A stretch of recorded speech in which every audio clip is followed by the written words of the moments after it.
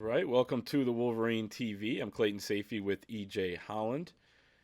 Remember to use the promo code BLUE60 at thewolverine.com for 2 months of our premium content for free. And shout out to Lewis Jewelers, our sponsor here.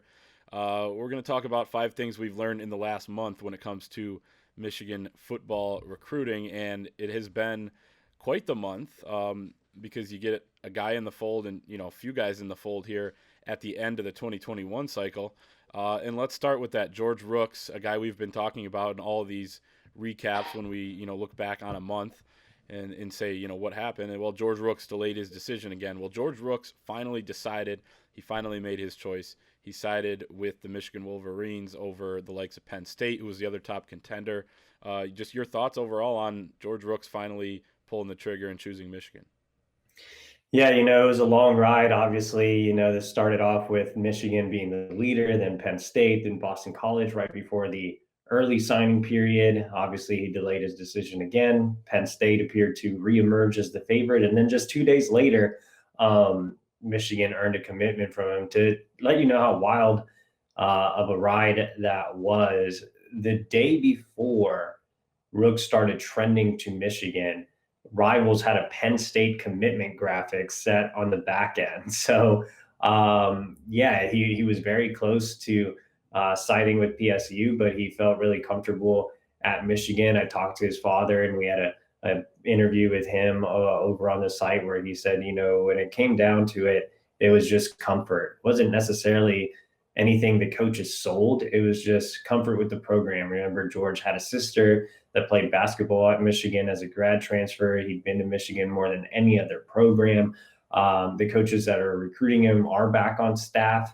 Sean Nua, Sharon Moore were both retained, and then Mike McDonald, played a big role down the stretch with him as well. So I think with him, it was just about stability and being comfortable and more familiar with Michigan than his other two finalists. And so he finally made the decision. And then, obviously this happened in February as we're recording right now, but obviously he signed with Michigan, had no more drama. Once he committed, he was fully locked in with the Wolverines. So it was good to see George finally put an end to one of the biggest twist and turn recruitments of the cycle. Yep, definitely. And then the second thing we've learned is Maurice Lingus, Mo Lingus, the co-defensive coordinator and cornerbacks coach for Michigan, brand new, coming from the Dallas Cowboys. He's coached at Minnesota. He's coached at Texas A&M. He is an aggressive recruiter, and he's specifically recruiting the Texas area, where you come from, where he comes from, where he's very familiar, and you're seeing it.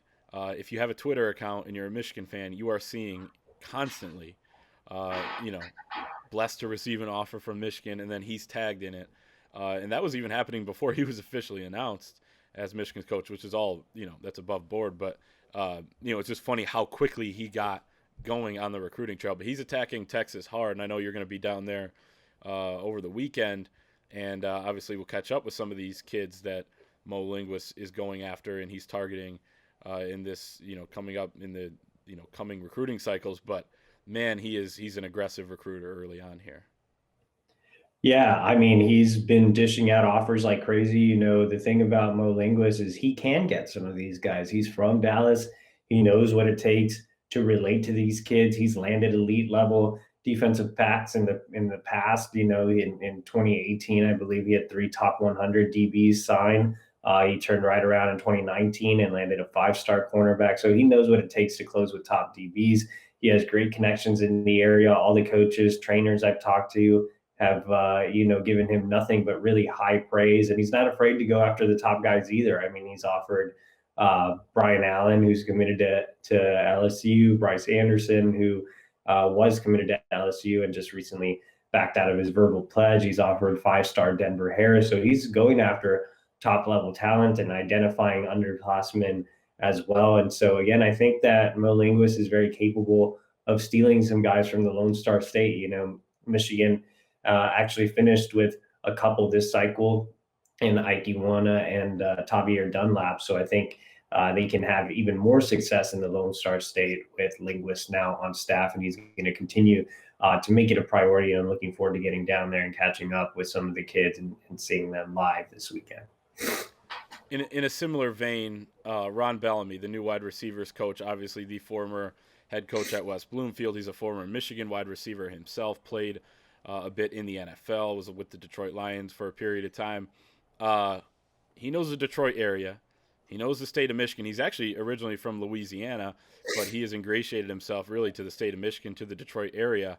Uh, he's already proving to be a hell of a recruiter. He was involved in the Rayshon Benny recruitment at the end there. Once he got hired, hitting the ground running and helping to land the Rivals 100 defensive tackle out of Oak Park, who is in the same conference there as West Bloomfield. He also used to coach Dylan Tatum, Michael Williams, Amir Herring, guys like that, and then also he just knows the area. Has connections around the area. He is already paying dividends here in state and around the city. I guess your thoughts in general just about what Ron Bellamy is going to be able to do. I'll call my shot right now. I think they land Dylan Tatum. They may have already, but I mean with Ron Bellamy on staff and the relationship that those two have already, I think it's kind of quite obvious he's going to have a big impact here. Yeah, being a high school coach in the Detroit metro area, I mean, Coach Bellamy's developed relationships with, all the major high school coaches. He was instrumental in helping Michigan close with Rayshon Benny here on National Signing Day. And he's already getting a jump start on 2022. He's talked to Will Johnson and his father, the 5-star cornerback. Dylan Tatum, like you mentioned, 4-star athlete, played for him. He's been involved in the recruitment of Miles Rouser, a former Michigan commit. He's really pushing for Tayshawn Trent, a Rivals 250 wide receiver out of East Point.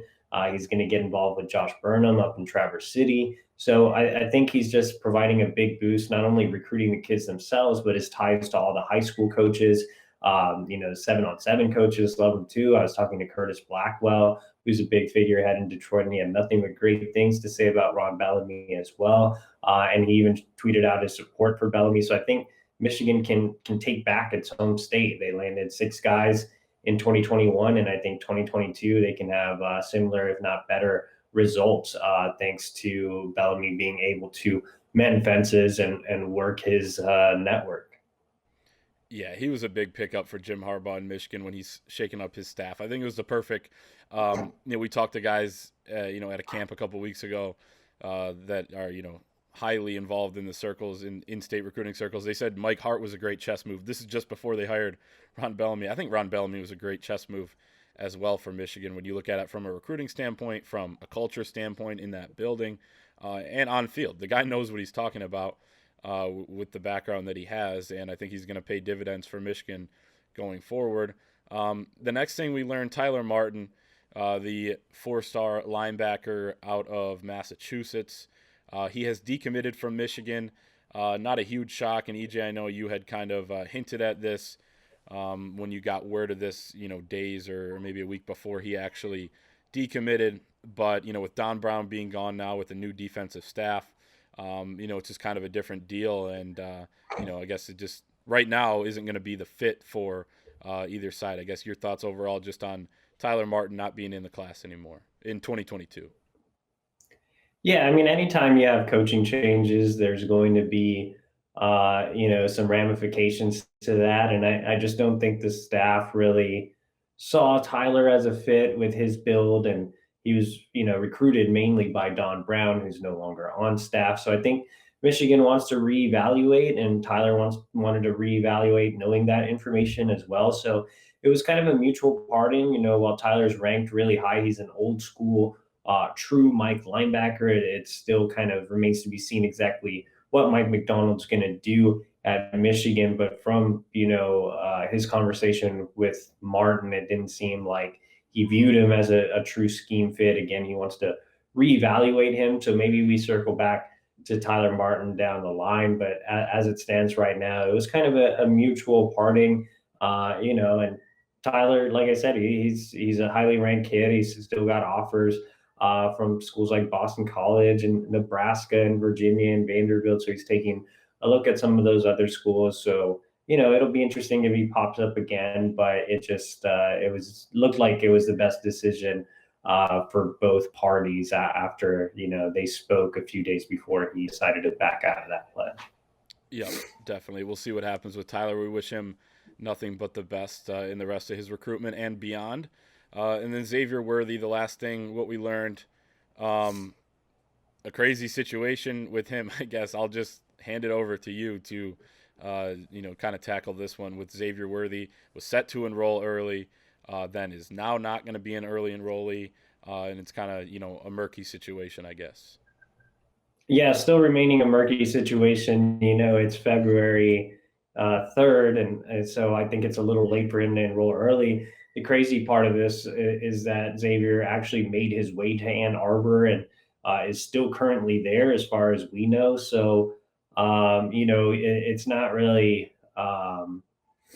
Per the rules, you can't meet with the staff or work out with the team if you're not enrolled. He's still currently under the dead period rules. So it's a really murky situation with him being there, not really enrolled, and the semester already off to a 2.5 week start. So it'll be interesting to see if they can get him in. Right now, I'm not too optimistic about him being admitted early, but him actually being in Ann Arbor just makes it one of the weirder situations, and probably the weirdest situation of the cycle and of any recruitment I've covered, especially with him being so far away from Fresno, and him actually being in Ann Arbor without being enrolled is just, again, best way to describe it is just weird. It's a weird situation, and we'll see if there are any new developments in February. Definitely. Well, those are the five things we learned in the last month when it comes to Michigan recruiting. We'll see everyone next time.